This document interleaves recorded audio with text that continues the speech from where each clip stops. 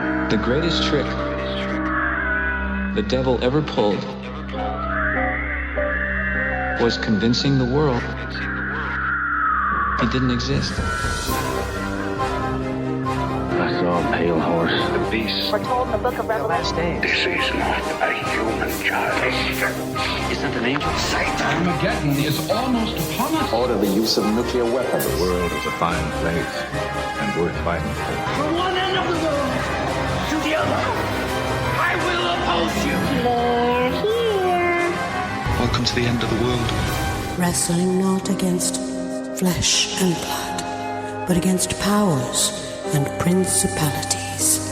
This is P.I.D. Radio. From the beautiful Missouri Ozarks, greetings and welcome to P.I.D. Radio. I'm Derek-Gilbert. I'm Sharon-Gilbert. We're really happy you've chosen to join us in our humble bunker. And, of course, the dachshund is nearby. Snoring soundly. You'll occasionally hear snoring. You know, when you and I do Sci Friday over at the studio, sometimes we bump up against the lunch hour. So those in the cafeteria who are, they're having a good time. Honestly, it's a happy bunch over there. And the only thing missing is the snore of the dachshund. Yeah. So, well, we could record it and bring it with us. I think that. Play it as background. Oh, yeah. Yeah. That you know. You can buy Subliminal. those, exactly. You can buy those CDs or these machines that create white noise in the background. No, black and tan noise. Well, there you go. Black and tan noise. Yeah. Well, it's a kind of not a strange week. It's kind of a sad week because we're in the aftermath of another one of those school shooting tragedies that our nation has seen all too often over the last 20 years. It has been. And I don't know that you and I are going to approach this at all the way most people do. Probably not. There are a lot of people that are panicking on social media almost within minutes after the shooting occurred. Mm-hmm. It became a social media trending topic. And the posts, at least that I was seeing, they were jumping in and politicizing it. And that came from every side of the issue. Yeah. I'm going to find a way to say it was all guns. Another way to say no, it had nothing to do with guns. And it's Republicans, it's Democrats. Yeah. I think that is one of the biggest tragedies of all because the fact is that there are individuals who have lost their lives. They no longer have a free will choice. Whatever choices they had made up until that last breath, mm-hmm. they're over. They now stand before the Lord, either covered in the blood of Christ or not. Right. And that to me is when young people lose that opportunity, and that's the biggest reason to me why murder is wrong, because you've just made a free will choice for that person. Mm-hmm. Yeah. That ends all free will choices. Right. And none of us has the right to, biblically speaking, shedding of human blood is absolutely wrong. God, mm-hmm. I believe it's Genesis 9, but God talking to Noah basically says, anyone who sheds the blood of a human, even when an animal sheds the blood of a human, a reckoning is required. Yeah. That's so first and foremost, that's absolutely wrong. But beyond that, let me just, for those who are listening and may think that for those who have to shed human blood in self-defense, or they're defending the people around them, or they have been sent to war and they're required to shed human blood because the enemy is rushing at them. There are situations. Right. Look at the warriors in the Old Testament. They shed human blood, and God told them, I want you to go up against this war. Right, because they've been declared Karim. And even for in the whatever New Testament. Reason. Exactly. Right, and even in the New Testament, when soldiers came to John the Baptist, and he just said, look, do your jobs, don't extort money, and, because they wanted to know, how am I supposed to follow the Messiah and the law if I'm a soldier? Because as a soldier, sometimes they are required to do that. And John didn't say, throw down your sword and become a pacifist. So, no. Thank you for clarifying that, because if you take anything out of context in the Bible, you wind up going down a road that leads to error, because it is an interwoven. Right, you got to read it truth. In full, and then pull out the context. Mm-hmm. So, but let's say the unjustified shedding of human blood. Yeah, I think that's a good way to put it. And that implies that there are times when it is justified. I think that defending your family is defending your family, And in fact, the Lord provided sanctuary cities, refuge cities for those who had slain someone accidentally or in self-defense. To protect them from the vengeance. Right, exactly. Revenger of blood. But there are, and in fact, when Jesus sent the apostles out, his last among his last instructions, if you don't own a sword, sell your cloak and buy one, because you're going to need to defend yourself out there in the world. Yeah. So, there are times when self-defense requires it. But in the case of Nikolas Cruz, who is charged with 17 counts of murder now in the shooting at Stoneman Douglas High School in Parkland, Florida, he, as you said, took it upon himself to end the possibility that those 17 people can make a choice, whatever choices they had made up to that point. That right was taken away from them by his decision to listen to the voices in his head. And that's something we'll talk about here more in a minute. Well, that's one reason that talking about something like this, and you can leave this part in, because we just cut out a whole bunch. There was about 3 hour, 18 minutes of tape that Derek had to No, seriously. I led myself down a trail. It's like, no, that's really not, because we're trying to be very sensitive to the fact that there are grieving families out there right now. And I don't want to speak to anything without knowledge of the facts. Well, here's the thing, and to me, this is a symptom of social media and the internet, that because we see a story, and it could take place anywhere in the world, because we see the information, we assume we know what happened. Right.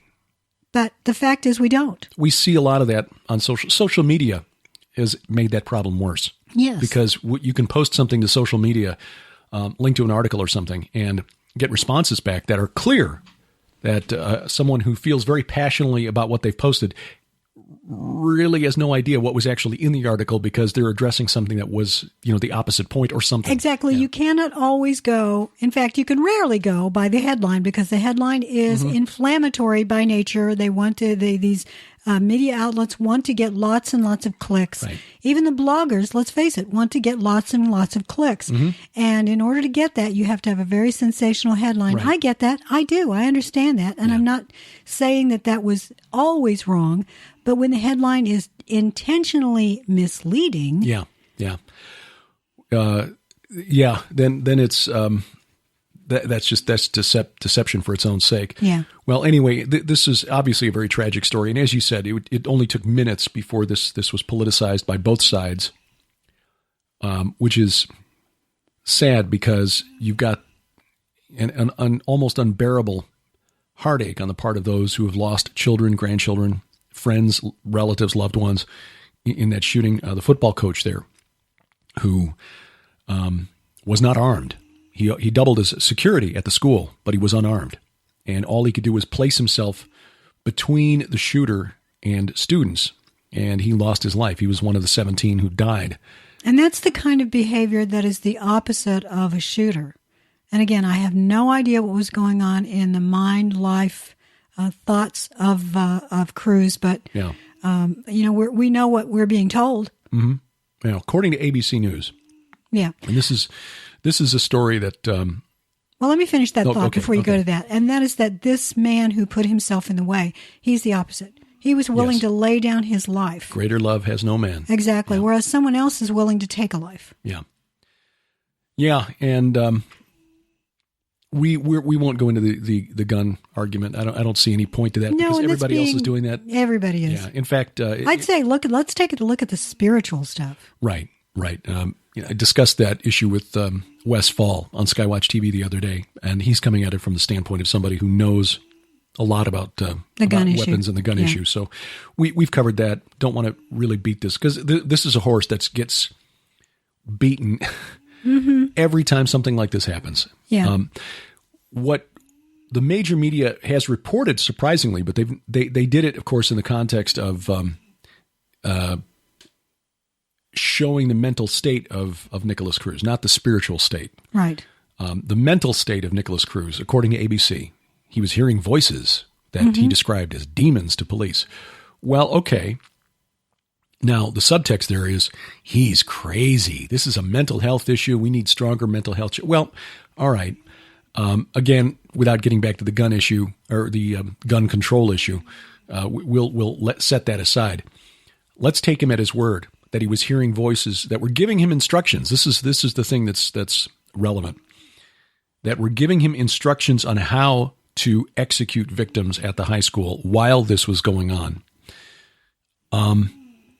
Assuming he's telling the truth and not just putting this out there as to try to set up an insanity defense, which at the age of 19, and based on what little I've read about his background, doesn't strike me as likely. I'm not sure whether he already had his well, he's definitely troubled. He's public defender before he made those statements to police or not. But yes, definitely troubled. There were, according to one report, something like more than 3 dozen. I think it was 39. 39, I think was the number. Which I thought was very interesting. 13 times 3, right.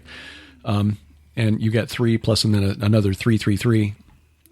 39 times police were called out to the family of his adoptive mother last year with a number for a variety of incidents, including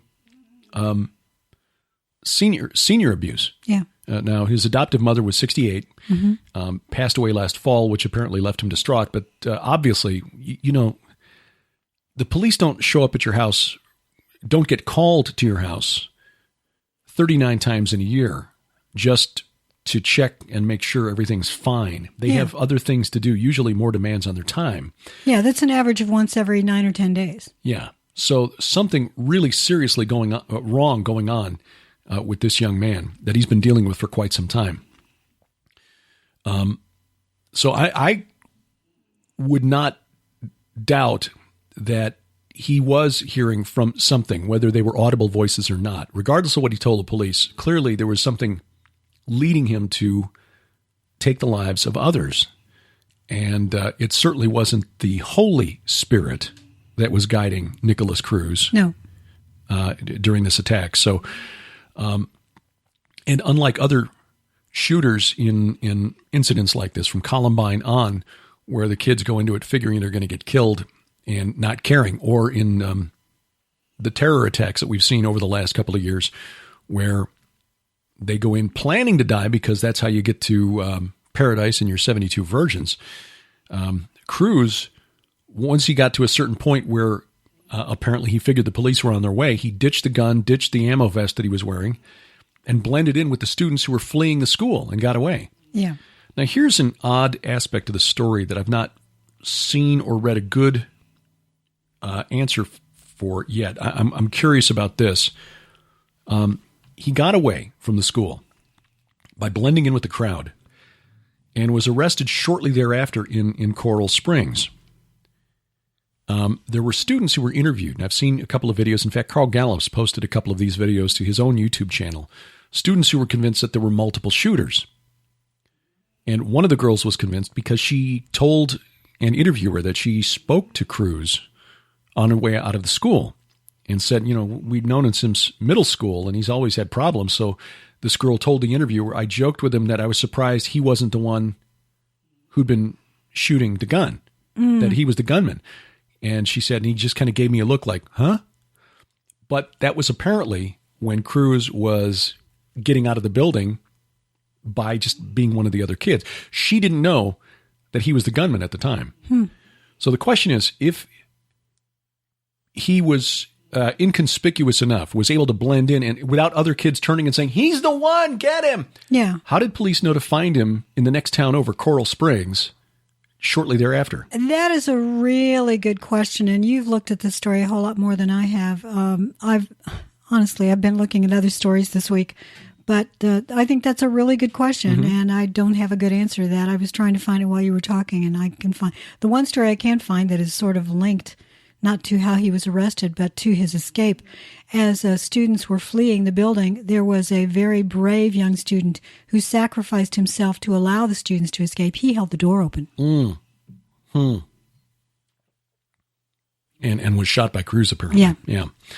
Well, and the other aspect of the story we're not going to get into because again, we're dealing with real families who have lost real loved ones. And we saw this after Sandy Hook as well. It only takes a matter of minutes before people start flooding the internet with, exposed crisis actors, et cetera, et cetera. Or worse, meme posters. Meme posters based on this. I think that's the absolute height of cruelty and callousness, and absolutely no empathy whatsoever for other people involved. Look, we're more than happy to question official stories. Mm-hmm. Whether, it's 9/11, the moon landing, the Federal Reserve, or, whatever. There are plenty of things we will happily question. But when it comes to saying, Sandy Hook didn't happen, or this is all faked, look, I'm sorry. There are real bodies out there. Real families are really grieving. So don't even go there. No, and to go there almost instantly. Yeah. You see a headline and go, oh, well, that's fake. Yeah. What that says to me is it's more important to the person saying it to look like they're smarter than everybody else than to perhaps sympathize with someone who has just lost a loved one. Exactly. And along that line, I would encourage everybody out there to take time this week. Pray not only for the families of those who are grieving and are going to be burying their loved ones, in the coming days, right, but also for the family of the shooter, for the friends of the shooter, because he probably had some friends, and also for the shooter. Mm-hmm. Because those who listen and follow the frankly, the whispers of demons, mm-hmm, they are also victims. And tortured. Yes. In a spiritual sense, tortured. This young man reportedly has a history of mental health, but this is, again, how the media is spinning it, mental health concerns. Yeah. Well, maybe it's not mental health. Maybe it's his spiritual health that we should be focusing on. But well, they would never say, because there were certain TV shows that would say, well, the very fact that they'd say it's a spiritual issue, well, that just indicates that those people have mental issues as well. Yeah. Won't say who it is. Joy Behar. No. Look, let me just say this. We need to pray for her, too. Yes. It's really easy to sit on social media and just start finger wagging and saying, oh, well, you're really evil and you're really evil and you're really evil because you disagree with me. Right. And you're right. And it's very easy, as I just evidenced, to fall into that trap. But the point is, the fate that awaits those who reject the free offer of salvation offered by Jesus Christ through his sacrifice on the cross is not a fate that you would wish on anyone. No. So, there was a rather well-known public figure, scientist, I'm not even going to name his name, who posted a snarky tweet last night I told you about. Mm-hmm. Evidence collected over many years shows that the power of prayer is not sufficient to stop bullets from killing students. Yeah. Well, okay. So you're proving what you're really saying is I'm smarter than you stupid Christians for praying. All right, fine.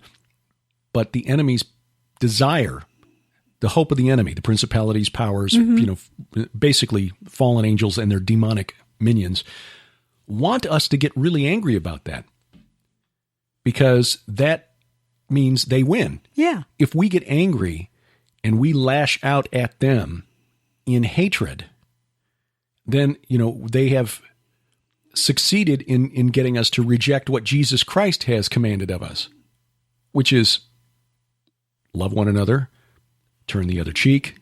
Like, oh man, that's hard. Why do I? Well, yeah, if it was easy, everybody would do it. And be willing to lay down your life. Right. If we keep open the lines of communication and respond in love without compromising right and wrong, and that's a very difficult tightrope to walk. A lot of Christians respond by trying to be loving by saying, well, okay, we can bend the rules for you. Maybe we shouldn't tell you that this is a lifestyle that God said is sin. We can't do that either. We've got to thread that needle, which, as you know, is, we're trying to fit a camel through. In other words, we can't do it outside the guidance and the help of the Holy Spirit. Right. So, when we see responses like Joy Behar's or like this very prominent astrophysicist, mm-hmm, it's easy to get really angry and respond in kind, which is what the enemy wants, because they baited us into returning anger and hatred for their abuse. Yeah, I think to a certain degree, and it's not only recently because of social media, I think mm-hmm, this is simply a human failing, that we want such simplicity, that we want meme poster Christianity. We want something that is so simple that we can share, this teaching is, I can just put up a quick flashcard and you'll know exactly what it is. I can put up this flashcard and I can say, this is, you're evil, this group is, we want to be able to simplify life. Mm-hmm. Life is very complicated, which is why the Lord gave us such simple rules. Yeah. Love one another, love me. Yeah. And then make everything fit into that. And that's brilliant. And by the way, I'm going to steal that line for the title of this week's episode, because I think in a broader sense, that's a bigger issue than what we're, in terms of where we go from here, then how do we respond specifically to the tragedy mm-hmm. and the sorrow resulting from the shootings in Florida this week? How do we deal with a complicated life when our tendency is to want meme poster Christianity? Yeah. If I come up with a meme that's more clever than yours, I win. and we see this a lot, again, on social media. GIF wars. Yeah, GIF wars. We see this a lot on social media. I want to make a theological point, so I'm going to come up with a meme or find a meme poster somewhere that makes people who disagree with me look foolish. And I'm going to use Grumpy Cat to do it. Yeah. Or, Sam Doxson's our ace in the hole. He's the trump card, as it were. Yeah. Again, if it were easy, everybody would do it. But you're right. God gave us two simple rules. Love one another as we love ourselves, and love him with our hearts, souls, and minds. Exactly. The 613 rules that were given to Moses and then were expanded upon by rabbis in the centuries following, were an effort to dumb it down to meme poster. Okay, we've got these hedge laws around the actual law, so you can break a hedge law, and that's bad, but at least you stop before you get to the actual law. But then over time, those hedge laws became more important, and suddenly, washing your hands and not touching dead bodies and not helping people in need because, it's the Sabbath, so I can't help you person who's fallen into a well. Mm-hmm. That became more important than actually fulfilling those two simple requirements, loving our neighbors as we love our. In fact, as Paul wrote, if we love our neighbors as we love ourselves, we have fulfilled all of the law. And isn't that wonderful? And I think another reason that it's very tempting to want to subscribe to an idea of a simplified Christianity, a simplified walk, when actually it is pretty simple. It means that I don't have to bother with reading all of this. The Bible's it's a thick book. Yeah. You're asking me to read this many, many times through, or at least take my time and really study it because as you and I have found mm-hmm. in the last, 3.5 years or so that we've been doing Gilbert House Fellowship, mm-hmm. maybe longer than that, maybe it's 4.5. However long it's been, we have realized we know nothing. Yeah. As much as we've discovered, we know nothing. And both of us like to think of ourselves as fairly intelligent with pretty good reading comprehension. But you're right. There's stuff that we come across like, I'm sure that wasn't in there before. And I don't even believe in the Mandela effect. No, it's, and although I've seen some pretty good memes about that too. So it must be real. Yeah. You and I, we have, I started reading through the Bible, at least once a year. And sometimes, at least once a year for a while. When my mother was telling me about my grandpa, her father, she told me that he used to read the Bible every year. And I thought at the time, I was probably, junior high, and I thought, that sounds like a good goal. So I tried it. Mm-hmm. It's very difficult to do because once you get to the begats and stuff, it's like, okay. And all these rules back in Leviticus don't do this. And I got to burn the livers. What's that all about? But when you realize it's all about a war against the fallen, it's all about God versus the small g gods, essentially, mm-hmm. that you start seeing things in there with the tools that are available now that I would have loved to have had when I was little. Mm-hmm. You can get in there and really dig without any, sort of experience. You don't have to know anything about Hebrew. Right. It's rather simplified looking at Strong's, but it gets you started. Mm-hmm. Mm-hmm. It is, there are so many layers to the Bible. And I like the way Mike Heiser puts it, where we try to understand the Bible through the eyes of the guys who wrote down the words under the guidance of the Holy Spirit, because the apostles and prophets lived in a very different time and place than we do here. I mean, and it's more than just air conditioning and indoor plumbing. It's, the social norms of the day, the worldview of their neighbors that they had to take into account. I mean, here in America, for example, we've got, certain stereotypes that we have, say, of, Canadians. I'll just pick them because at least then I can't be accused of being racist. We've got so many Canadian listeners. I know. And you are so going to get email. It's D.Gilbert at skywatchtv.com. That giant snowball launcher is being recalibrated. And, generally speaking, the Carl Tykrib's coming down here sometime soon, and he's going to bring I'm bringing my dogs, he says. Well, the thing is, you can say stuff about Canadians because they're just so darn nice that, what are they going to do? Shake your, come on. I mean, it's not like making fun of certain other ethnic groups. They might actually, hurt you. People in Arkansas. Yeah. Yeah. I mean, there you go. That's so, but the thing is, whatever stereotypes you might have about a particular group are starting to load up their weapons. And they can get here in less than an hour. Preston and Kelly. Look, we've written this book. 3 dogs. We think you should read here. No! We've got these ideas when you say something about a certain group. Okay, in today's world, you may know what somebody else is talking about. Back then, when they made a reference to a certain tribe or people, today means nothing to us, but it was maybe really significant in the context of the scripture involved. So anyway, trying to understand all of that helps to understand what was going on there, and understanding too that the language that's been used and let's say biases of translators over the centuries, where we've tended to de-supernaturalize the Bible. In other words, the names of entities have been obscured in the English, where they've been translated as impersonal forces of nature, like destruction or pestilence or plague, when in fact those were the names of entities, and everybody in the ancient world knew it. So, the Bible's a lot richer and a lot more interesting when you have all of that in mind and in view. And with the tools available today, it's a lot easier to draw that out of the scripture. And it makes reading the Bible a lot more interesting. I think that if the Bible had more aliens in it. Yeah.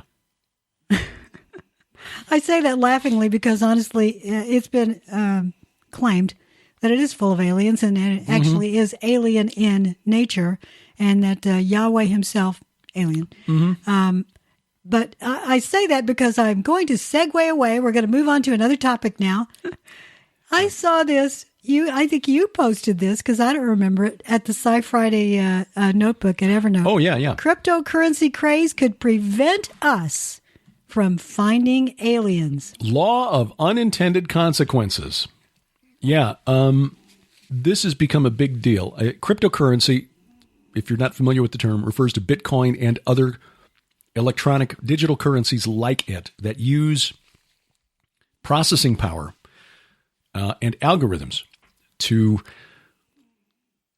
record and secure transactions, called blockchain. Yeah. And there are different types. But in order to create new currency, currency, money, became a medium of exchange when very smart people a long time ago figured out that it was more practical to carry around little bits of gold and silver and exchange those for goods than it was to carry around, say, chickens or pigs or cattle and use those as meat. But gold and silver have some intrinsic value, but the truth is even they are to a certain degree a sort of fiat currency in that they're only worth what we say they're worth. But a chicken is worth, however many people can eat a chicken. It's worth all the eggs it can lay. It's worth, it's actually got real value. Yeah.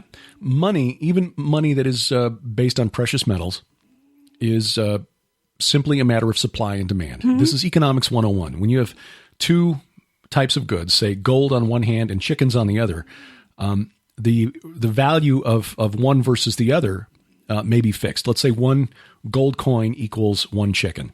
Mm-hmm. If somehow you find a way to produce lots and lots of chickens cheaply, and suddenly the supply of chickens increases, so now you've got 10 chickens where you only had one before, the value of chickens relative to gold decreases. Right. Because now there's more supply, demand is still relatively the same. Conversely, if gold suddenly gets scarce, like somebody goes around and hoards all the gold and won't let it out,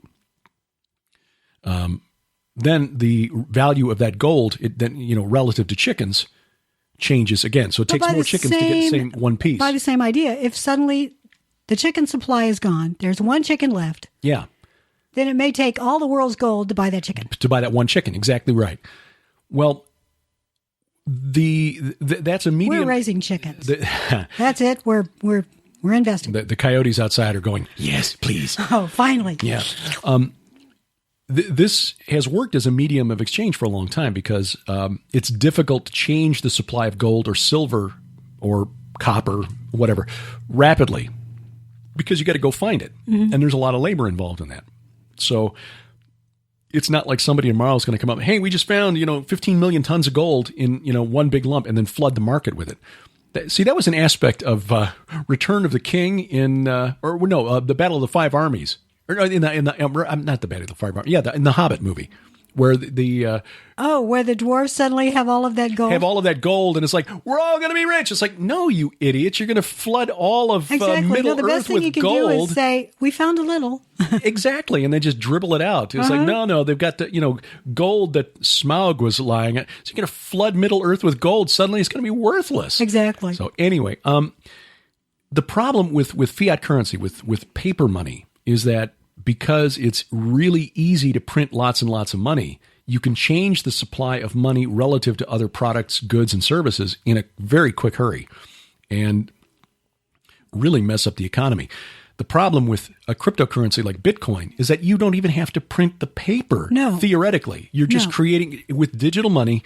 Now, the thing with Bitcoin and other cryptocurrencies is that in order to enforce an artificial scarcity, they require people to use their computers to calculate these very long, complex calculations, algorithms, in order to secure the transactions. That's part of the blockchain chain. Right, exactly. That's the chain, yeah. And by doing so, you earn Bitcoin that way. You are, in effect, mining.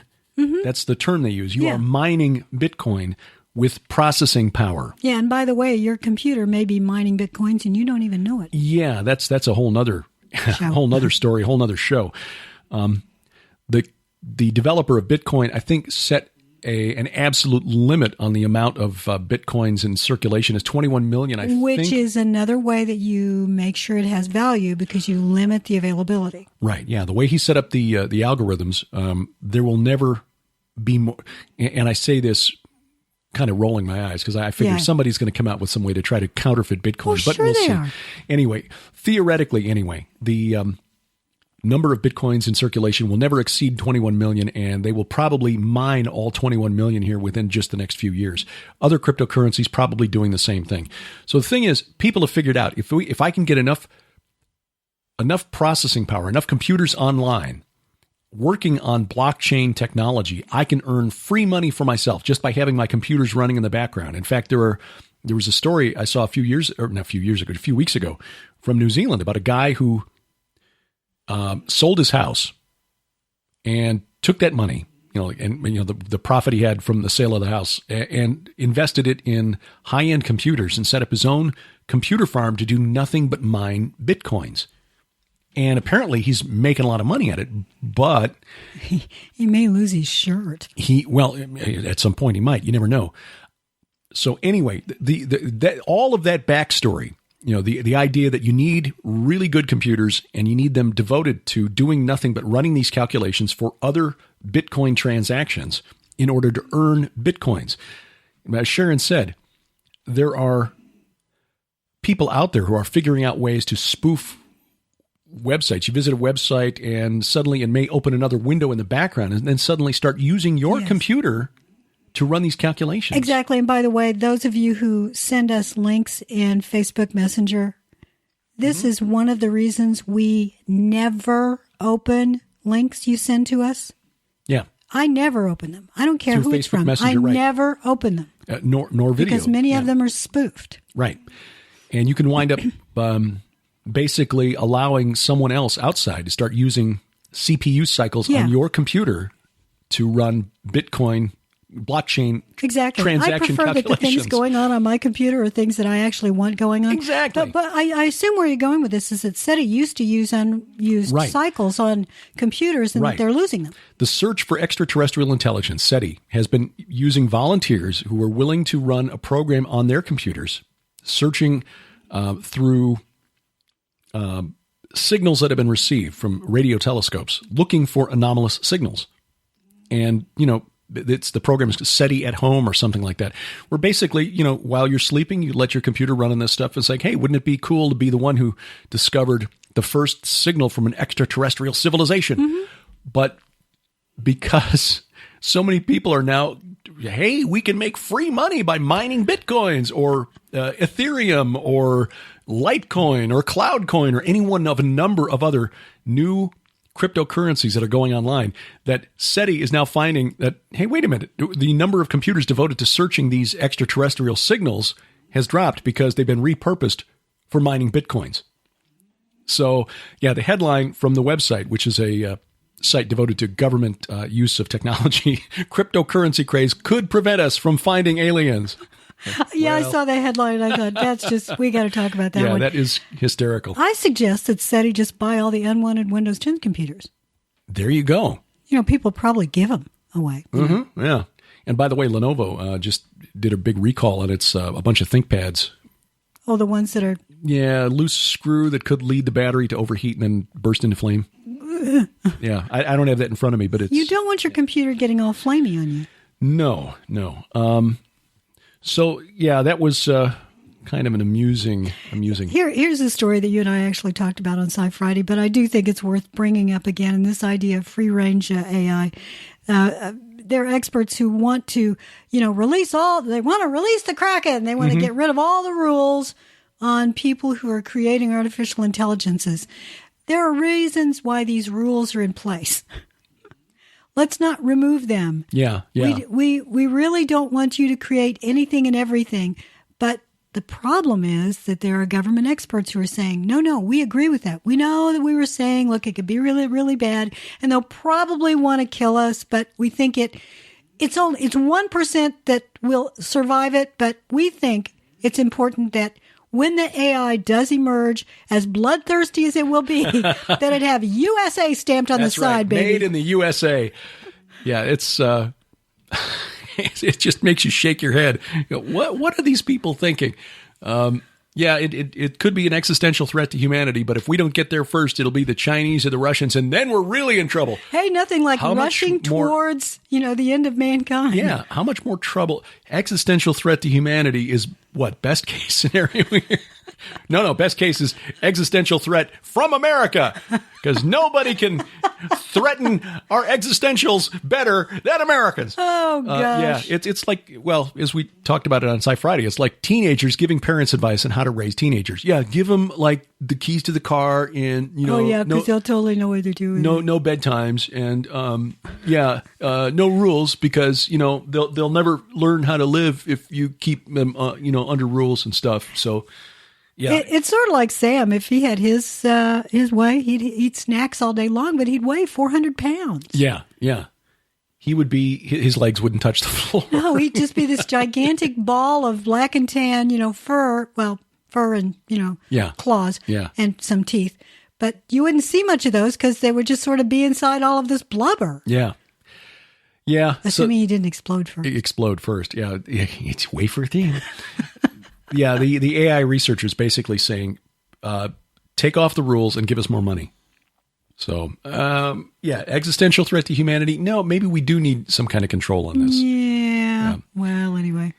It's hard to say what's going on. It's a strange world in which we live. And maybe that's one of the reasons that I find the 19th century so comforting. Although a lot of strange things were taking place back then, and we're not just talking about Jack the Ripper. There were a lot of, there were like a dozen serial killers going on about the same time, about a 5-year span that all across the world where there were all sorts of serial killers. In fact, Georgia had one, Texas had one. Chicago, H.H. Holmes? Yeah, this was like in 86, before H.H. Holmes. H.H. Holmes was closer to 1900, wasn't he? He was 1893. Okay. During the Chicago Expedition. Chicago Expedition, yeah. Because I'm going to be writing about that in a future book. Yeah. But it was an interesting time in which to be alive, just like the day in which we live now. Yeah. An interesting time to be alive. Well, we've seen more reports coming out from Cuba of not just American ambassadors, but travelers now returning from Cuba and saying, and showing brain damage due to some kind of sonic device that was... Yeah, they were even reporting at the time that they were hearing this sound. And according to the doctors, they are showing evidence of brain damage. Mm-hmm. Yeah, and this is a story that's been out since summer of 2017. So last August, there were reports of diplomats suffering symptoms so severe that they had to return to the United States because hearing loss and other issues. But apparently some travelers have coming back from Cuba and reporting that was something that was affecting them as well. It's really strange, isn't it? Remember, was it the Michigan hum, the Fort Wayne hum? Fort Wayne. And then there's a Taos hum in New Mexico. Hum. There have been a number of sounds throughout the United States that I remember over the years since you and I have been doing P.I.D. radio that we've talked about. Yeah. But the most recent story here from Gizmodo, that the medical Journal of the American Medical Association, said that staff members from the U.S. Embassy appear to have suffered symptoms resembling traumatic brain injury. And doctors cannot identify the cause.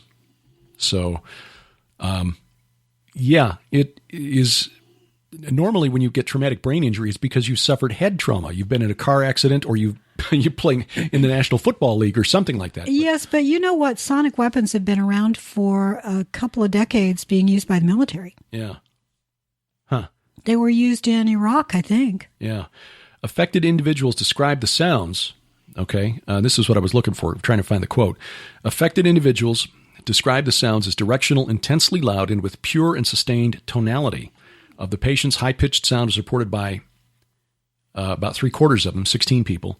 2 noted a low-pitched sound. Words used to describe the sound include buzzing, grinding metal, piercing squeals, and humming. Mm-hmm.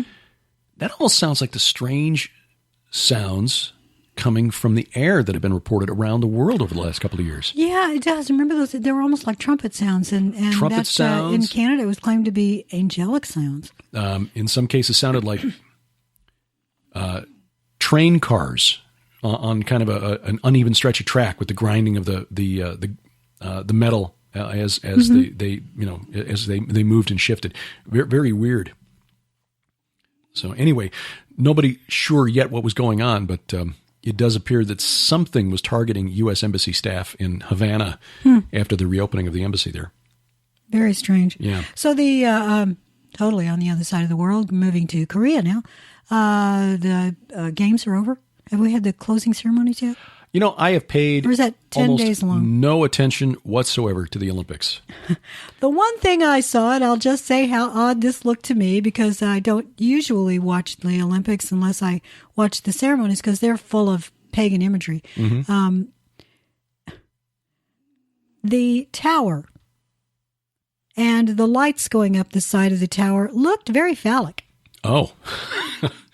During the opening ceremony, I'll say nothing more than that. Yeah, I watched nothing at all about the Olympics. And it's mainly because I just have been so disillusioned by the financial gain of the sponsors of the Olympics, but the athletes aren't making anything. Oh, no, you've got to be an amateur. Unless you play for the NBA or the NHL, because we were tired of getting beat by the Russians. So yeah, exactly. We'll let those pro athletes in. But if you're a skier...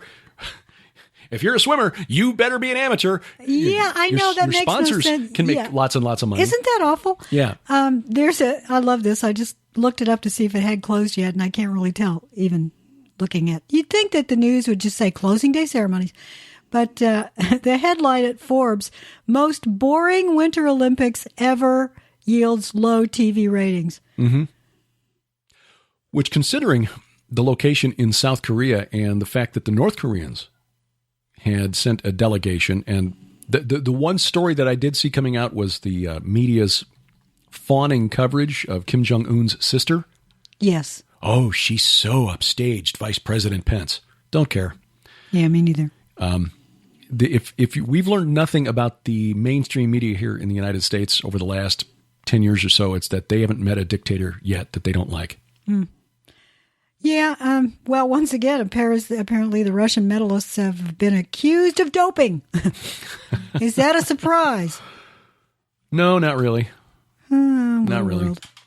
By the way, a story you and I talked about, I think probably, I said earlier, I thought it was before Christmas. I still think it was. And if you've missed this story, it's been repeated. Derek found it again today that apparently Facebook is saying that, was it the $100,000 worth of Facebook ads were purchased by Russia? Yeah, there was a tweet that was put out there, and President Trump tweeted this in the aftermath of the indictments of, I think 13 Russian nationals accused of trying to meddle with the presidential election in 2016. Mm-hmm. And, of course, President Trump tweeted out that, see, this is vindication. Our campaign did nothing wrong. Of course, the media was quick to jump on that and say, no, that's not what that means. Well, okay, fine. But the vice president of advertising for Facebook tweeted that most of the ads purchased by that Russian, troll farm, I guess is what they're calling it, mm-hmm. Most of those ads were purchased after the election. Found it. It was September. Fake Russian Facebook accounts bought $100,000 in political ads. Yeah, $100,000 in political ads. Yeah, so this is in September of last year. This story's been out there for a long time. For a while, yeah. I saw another story that said it was only like $46,000. But even maybe let's round it up. Let's say it's $100,000 between Hillary Clinton's campaign and Donald Trump's campaign. The presidential election. There was close to $750 million spent on advertising mm-hmm. by the Republicans and Democrats in the 2016 election cycle. So Hillary spent about $450 million. Trump, if I remember right, spent about $289 million.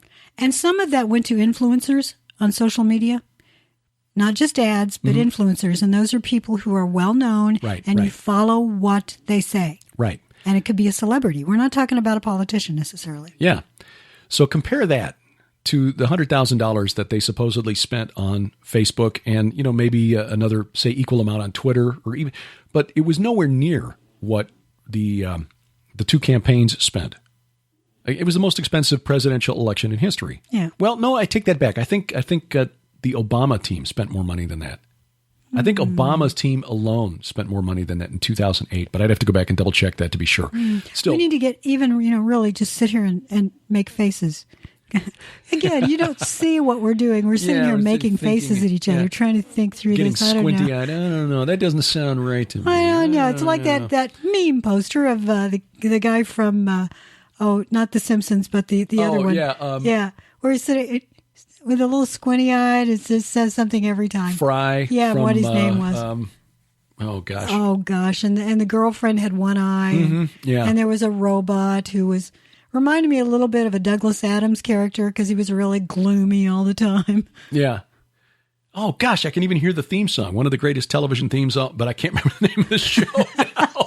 Matt Groening created it, and people out there who are yelling. You again? Yeah. Who am I? So anyway, this idea that the Russians had any influence at all. Well, okay, a couple points here. First of all, the idea that somehow the election was swung to Donald Trump by $100,000 worth of Facebook ads is just absolutely ridiculous.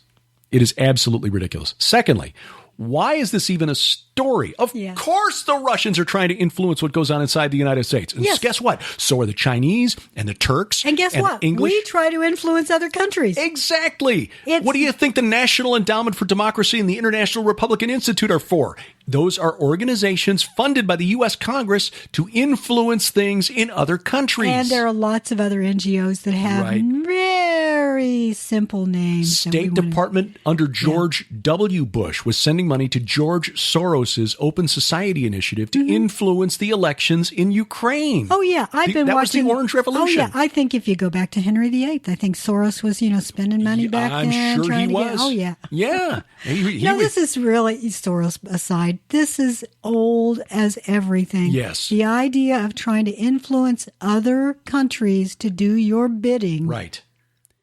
It's called geopolitics. Yes.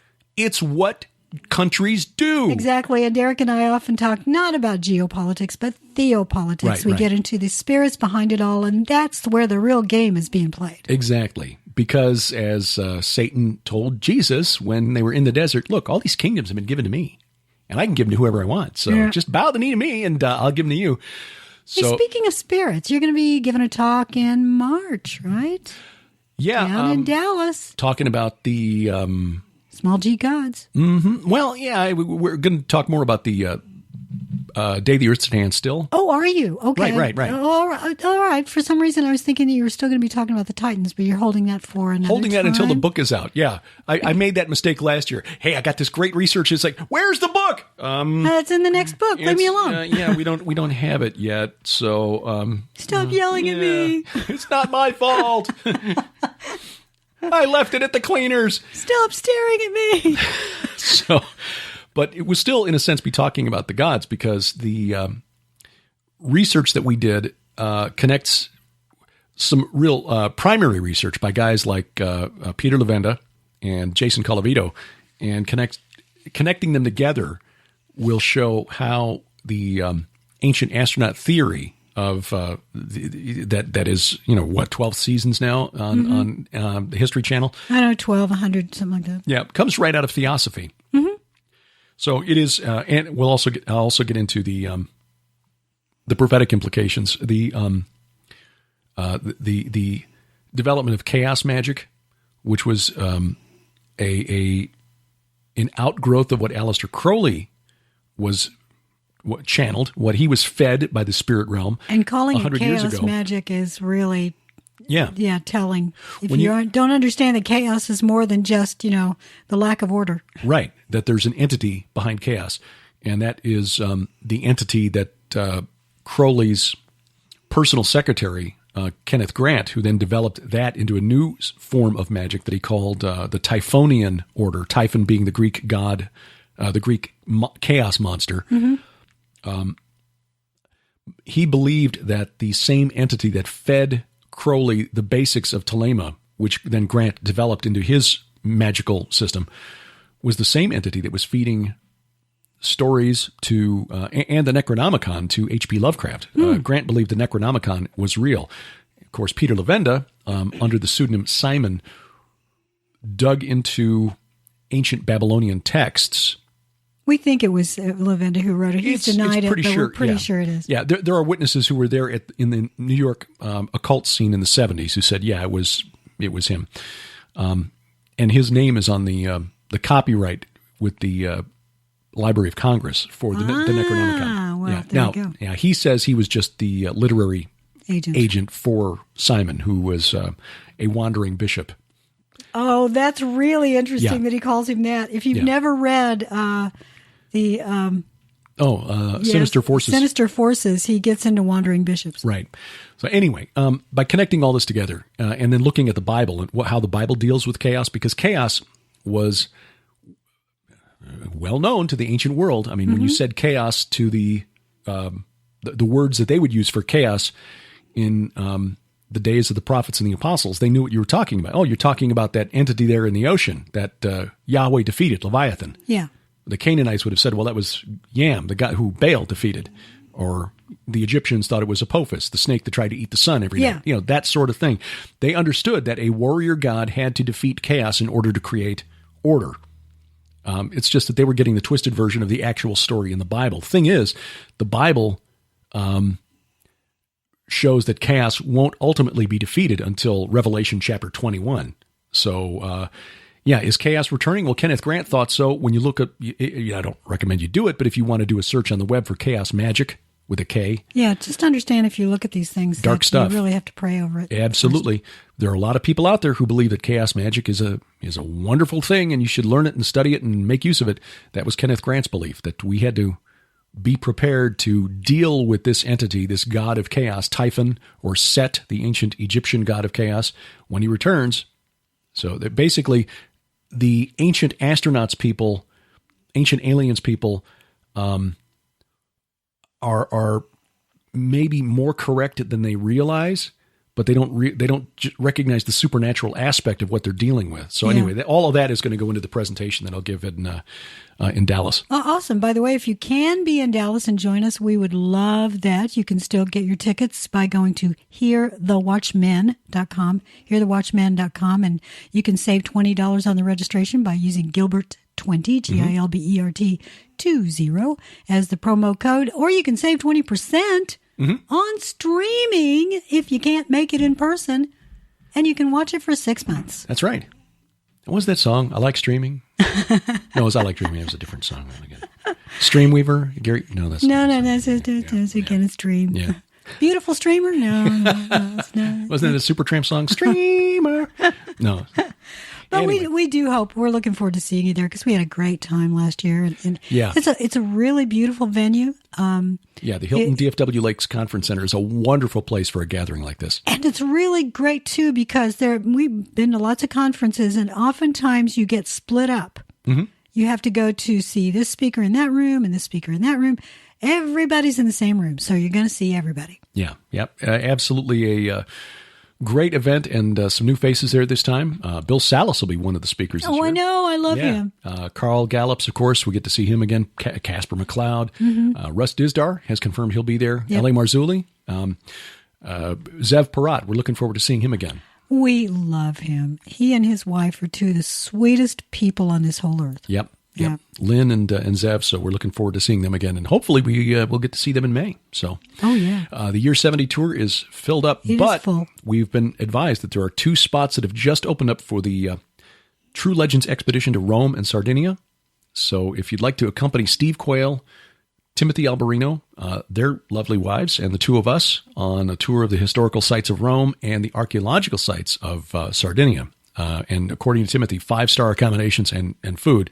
So we're hoping that there will be plenty of walking so we can accommodate the food and still fit into our clothes by the time we get home. Yeah, that would be really nice.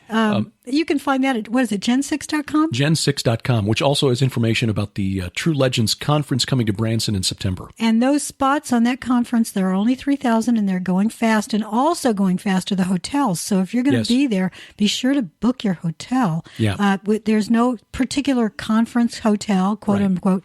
It's wherever you want to stay in Branson. Yeah, plenty of hotels in Branson, no question about that. So, but if you want to be close to the venue, then you need to grab it now. Yeah, Mansion Theater, great place to see a conference. We're looking forward to that. So. This has been fun. It's gone way too fast. It has.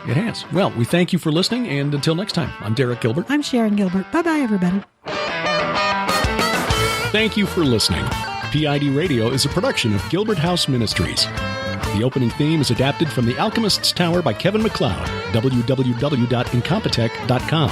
The closing theme is Right Light by Joe Horn and Broken for Good. Find their album Right Where You Stand at Spotify and the iTunes Music Store. Our website is PIDradio.com, where you'll find the show notes, links to our personal websites, and links to connect with us on Twitter, Facebook, Instagram, and YouTube. The content of this program is licensed under a Creative Commons Attribution No Derivatives 4.0 International License. For more information, see creativecommons.org. I woke up this morning with some aching in my head. Darkness could have stuck around and filled my day with dread, but it's gonna be alright. Gonna be just fine for me. Turning on the right light, it's gonna set me free. This life seems way too willing to try and knock me down. I just know there's a way I can turn it all around. It's gonna be alright. Gonna be just fine for me.